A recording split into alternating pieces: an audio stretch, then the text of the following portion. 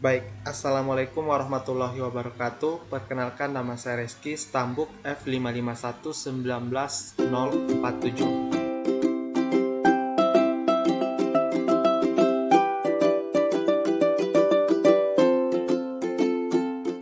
Baik, pada video kali ini saya akan menjelaskan tugas final saya, yaitu resume mengenai materi mata kuliah perancangan dan analisis algoritma. Di sini nantinya ada 4 materi yang akan saya jelaskan. Yang pertama yaitu algoritma branch and bound. Yang kedua yaitu model penugasan masalah penugasan. Yang ketiga yaitu algoritma decrease and conquer. Yang keempat atau yang terakhir yaitu divide and conquer. Baik, di sini saya akan menjelaskan satu persatu. Yang pertama, terlebih dahulu saya akan menjelaskan algoritma branch and bound. Di sini apa sih itu metode branch and bound atau algoritma branch and bound? Metode branch and bound adalah sebuah teknik algoritma yang secara khusus mempelajari bagaimana cara memperkecil search tree menjadi sekecil mungkin. Oke, di sini sesuai dengan namanya, metode ini terdiri dari 2 langkah, yaitu branch yang artinya membangun semua cabang tree yang mungkin menuju solusi, dan bound yang artinya menghitung node mana yang merupakan aktif node atau enode dan node mana yang sudah tidak aktif atau dead node atau dnode dengan menggunakan syarat batas constraint atau kendala. Di sini ada pun langkah-langkah untuk menyelesaikan metode branch and bound. Yang pertama di sini ada untuk menyelesaikan LP dengan metode simplex biasa.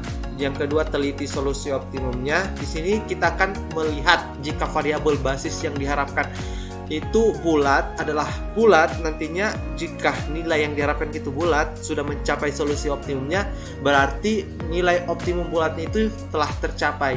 Yang ketiga yaitu nilai solusi pecah yang layak dicabangkan ke dalam sub-sub masalah. Maksudnya di sini jika nilai dari setiap simpulnya nantinya ada yang terkecil, itulah yang akan kita cabangkan lagi untuk menjadi sub-sub masalah. Tujuannya itu untuk menghilangkan solusi kontinu yang tidak memenuhi persyaratan bulat dalam masalah ini. Oke, yang terakhir itu untuk setiap sub masalah nilai solusi optimumnya berfungsi untuk ditetapkan sebagai batas atas. Solusi bulat terbaik menjadi batas bawah atau pada awalnya ini adalah solusi kontinu yang dibulatkan ke bawah. Oke, di sini kita langsung saja untuk masuk kepada contohnya untuk lebih jelasnya. Di sini saya mengangkat satu kasus di mana di sini kita lihat ada sebuah matriks, itu matriks yang berordo 5x5. Di sini kita akan menggambarkan graf TSP-nya dan akan menentukan lintasan TSP terpendek menggunakan algoritma branch and bound tentunya. Oke, yang pertama, langkah pertama kita akan tentukan reduksi baris dan kolomnya terlebih dahulu. Oke, di sini kita akan mereduksi baris dari matriks ini dari masing-masing baris. Di sini kita akan mereduksi untuk melihat dari masing-masing baris ini nilai terkecilnya yang mana. Oke, di sini baris pertama ada 4, baris kedua ada 5, baris ketiga ada 2, baris keempat ada 4, dan baris kelima ada 9. Nah, di sini kita masing-masing kurangkan dari nilai terkecil ini sehingga menghasilkan ini nih teman-teman. Oke, setelah itu jika masih ada di baris atau kolom tersebut yang tidak ada nilai nolnya, maka kita akan reduksi lagi kolomnya. Setelah barisnya tadi, sekarang kolomnya. Dan di sini kita lihat ada pada kolom keempat dan kolom kelima itu belum ada nilai nolnya. Jadi kita reduksi lagi. Itu kita lihat lagi bilangan terkecilnya itu yang mana, di mana kolom 4 itu 2 dan kolom kelima itu ada 1. Jadi kita masing-masing kurangkan sehingga mendapatkan rootnya. Di sini ada 27 karena kita jumlahkan masing-masing pengurang dari setiap reduksi baris dan kolom tadi. Oke, selanjutnya kita buat pohon ruang statusnya. Itu rootnya tadi adalah 27.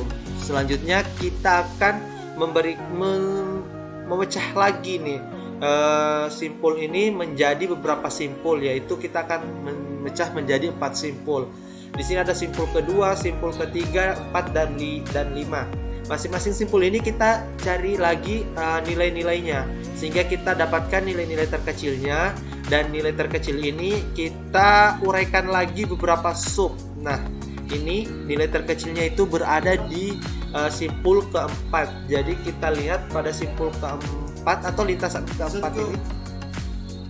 Simpul keempat ini itu nilainya 27. Selanjutnya kita lihat pada simpul ke-6, ke-7 dan 8 itu kita lihat lagi nilai terkecilnya. Setelah kita mencari seperti tadi reduksi kolom dan barisnya, kita lihat di sini ada pada simpul ke-6. Itu nilai terkecilnya berada di simpul ke-6. Simpul ke-6. Selanjutnya kita lihat lagi pada simpul ke-9 dan 10. Setelah kita lihat nilainya, di mana yang terkecil, kita uraikan lagi. Nah, di sini nilainya seimbang, teman-teman. Jadi kita tinggal pilih yang mana yang akan kita uraikan lagi.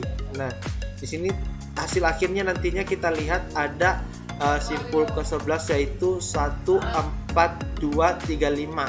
Jadi sini kita lihat seperti yang kita lihat lintasannya itu lintasan 1, 4, 3. Ini kan 4, 1, 2, 3, 4. Nah, 4 di sini 3, 2, 3, 5. Jadi sini 2, 2, 3, 5.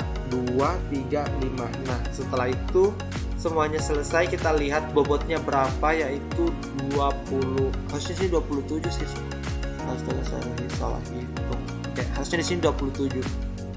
Ya, itulah tadi materi yang sempat saya sampaikan mengenai branch and bond. Selanjutnya yaitu adalah materi kedua, assignment problem. Nah, pada model penugasan di sini kita gunakan untuk mengatasi masalah yang berhubungan dengan penugasan yang optimal dari bermacam-macam sumber yang berhubungan dengan penugasan.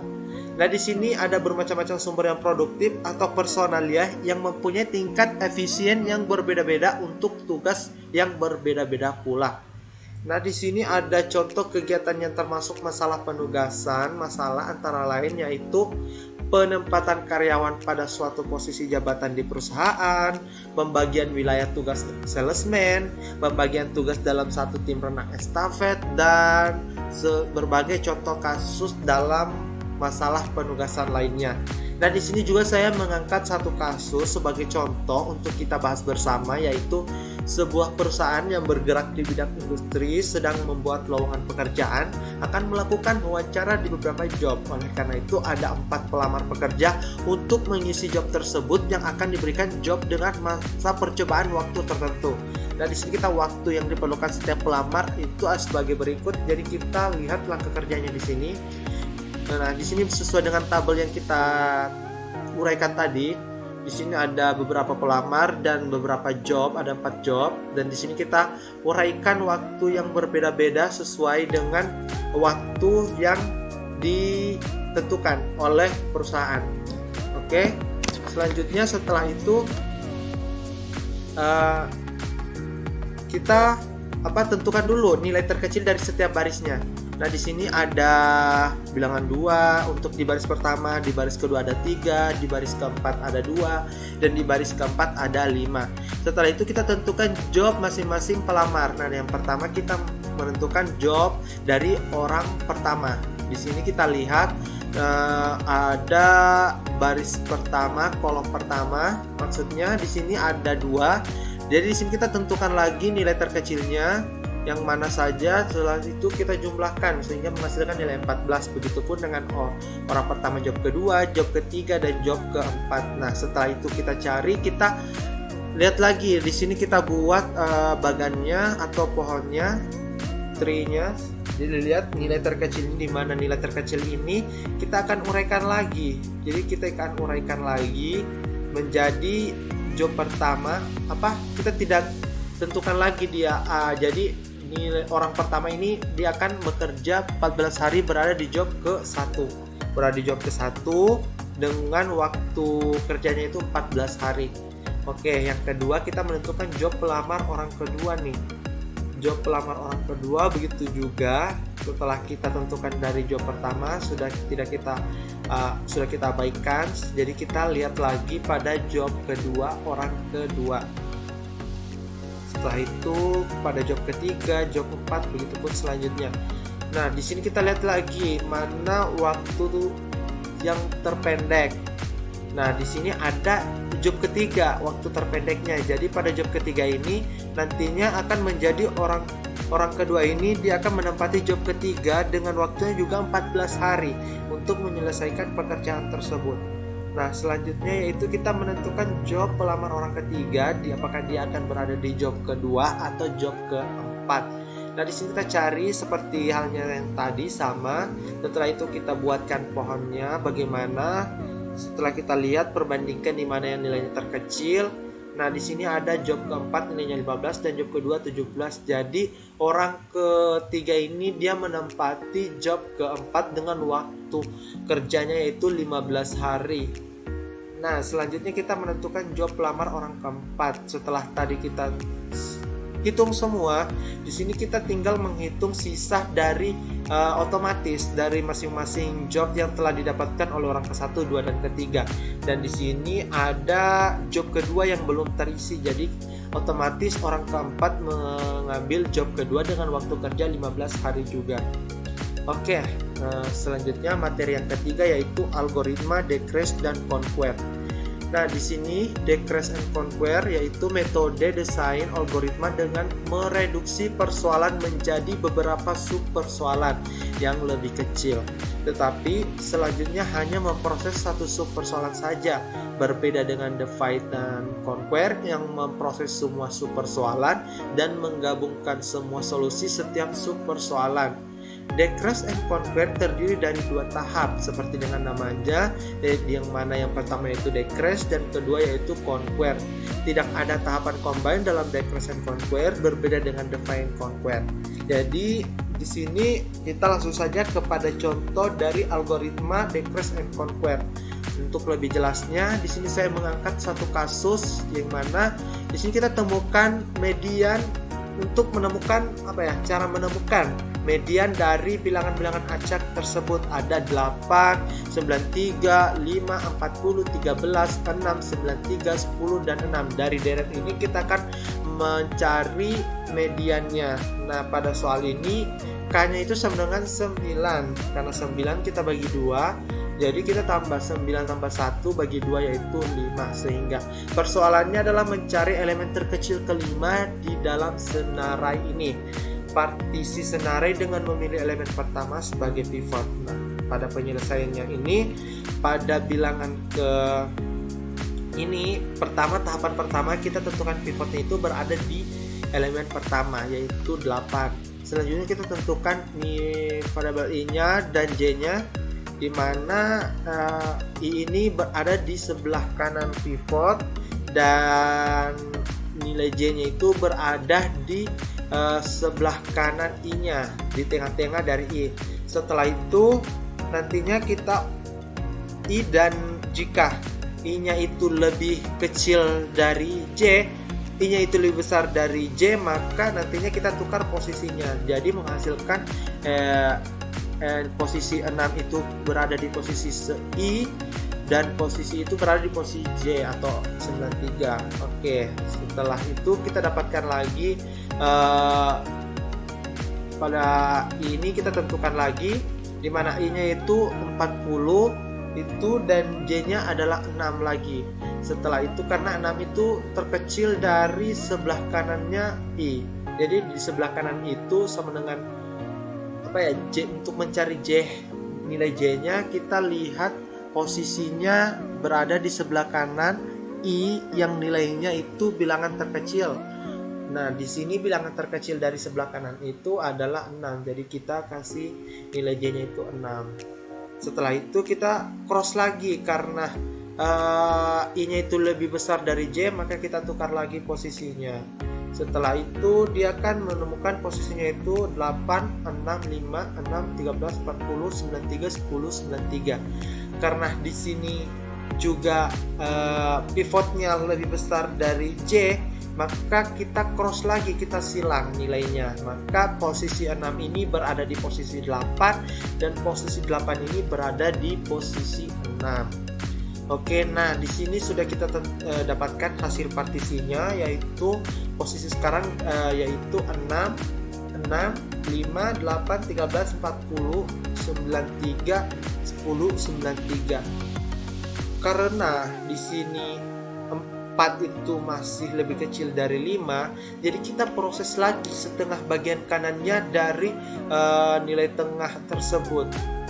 Nah, di sini kita lihat ada 13, 40, 93, 10, 9, dan otomatis itu 13 merupakan pivot dan I-nya itu di sebelah kanannya pivot, dan pivot nilai J-nya itu berada di sebelah kanan, dan dia itu merupakan nilai terkecil dari sebelah kanan I, bilangan I. Nah, jadi otomatis kita dapatkan karena I-nya juga lebih besar dari nilai J, maka kita cross lagi sehingga 10 kita tempatkan di posisi 40 dan 40 berada di posisi 10 sebelumnya. Dan sekarang kita lihat sekarang posisinya itu berada di 13, 10, 93, 10, 40 dan 93. Selanjutnya di sini kita lihat lagi nilai J dan I-nya. Karena nilai J-nya sudah di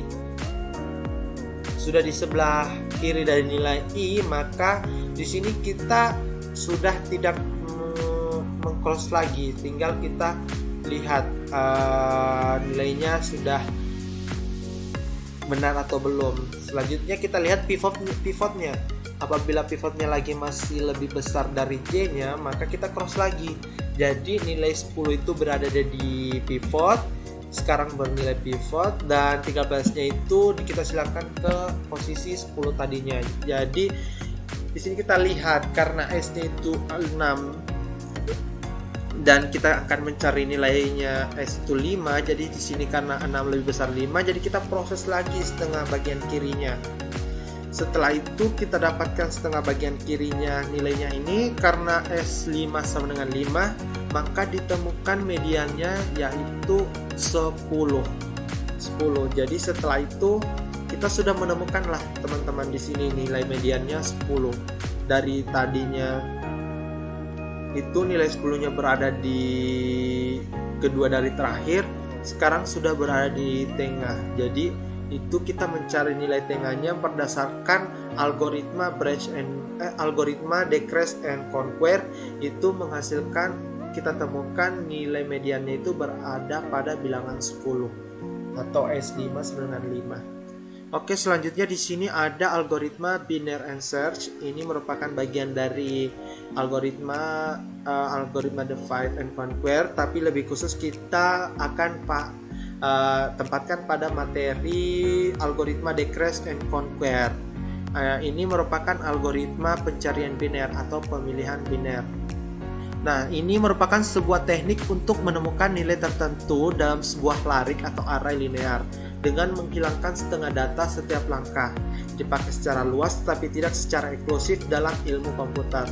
Sebuah pencarian biner mencari nilai tengah atau median, melakukan sebuah pembandingan untuk menentukan apakah nilai yang dicari ada sebelum atau sesudahnya, kemudian mencari setengah sisanya dengan cara yang sama. Oke, di sini kita langsung saja beralih pada contohnya. Di sini kita akan mencari key atau kata kunci ke-14 pada data di bawah menggunakan metode binary search. Nah, di sini kita ada bilangan acak yaitu 2, 5, 8, 15, 25, 37, 53. Karena dari bilangan ini merupakan sudah bilangan tersusun, jadi kita tinggal langsung saja cari nilai tengahnya atau middle-nya. Jadi kita sudah tidak lagi mencari karena nilainya sudah terurut.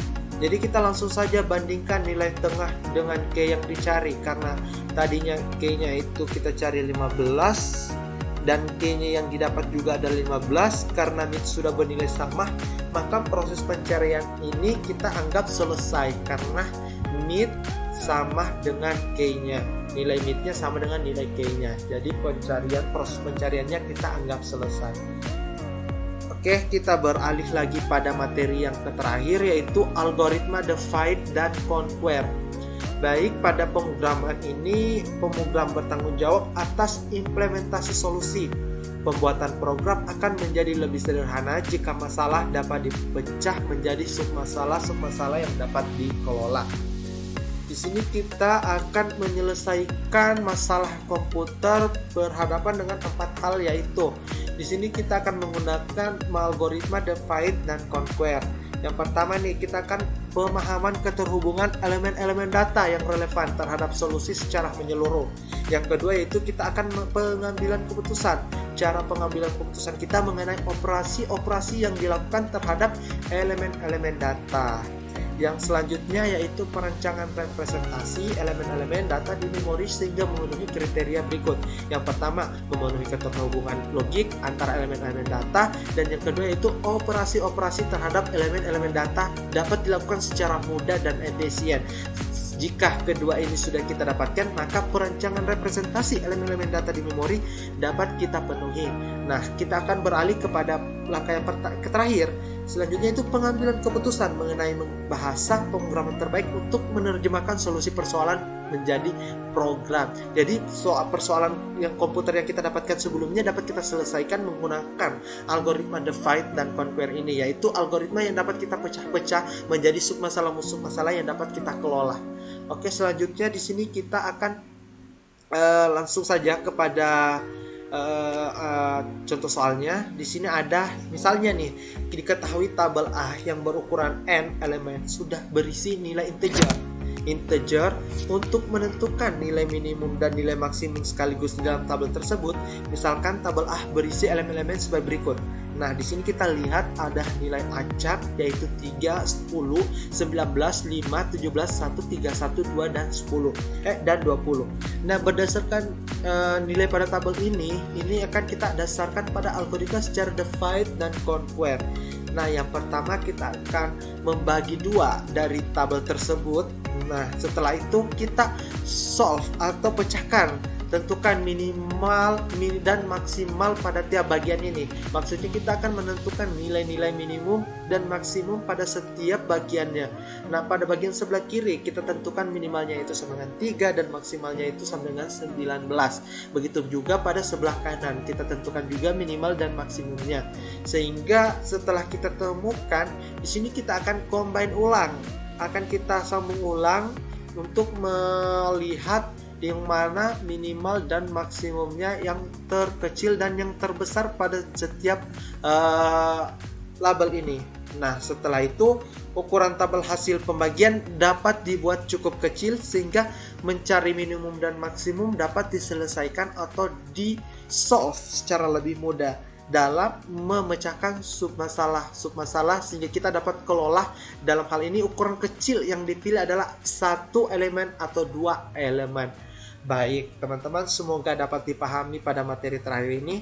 Itulah yang dapat saya sampaikan. Semoga dapat dipahami secara menyeluruh, baik dari materi yang pertama yaitu algoritma branch and bound, yang kedua yaitu permasalahan penugasan, yang ketiga yaitu algoritma decrease and conquer, dan yang terakhir yaitu algoritma divide and conquer. Oke, itulah tadi yang bisa saya sampaikan. Mohon maaf jika ada kekurangan. Wabillahi taufiq wal hidayah. Wassalamualaikum warahmatullahi wabarakatuh.